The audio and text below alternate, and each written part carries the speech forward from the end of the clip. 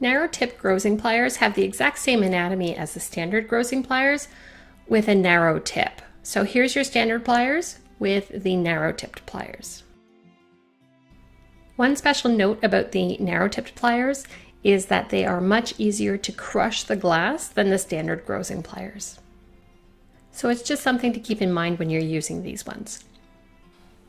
So when would you actually use these narrow tipped pliers? Well, in the case of a very, very tiny little nip that you need to make out of the glass, your standard pliers are going to be too big. If they're wider than the actual glass that you need to remove, then you may need to consider using the narrow tipped grozing pliers. So these ones you can see fit beautifully inside the lines, whereas the standard tipped grozing pliers are much too large to make this break.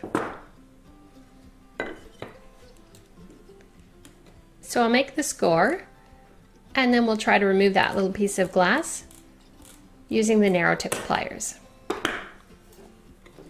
So don't forget, when you're using your grozing pliers, the flat jaw goes on the top and the curved jaw goes on the bottom. And it's a pull action. Now you can see I did end up breaking out just a little bit more than I needed, but when you look at the curve, you can see that I did pull out the glass that was intended to be removed. I had little flares from underneath the edges that came out with it.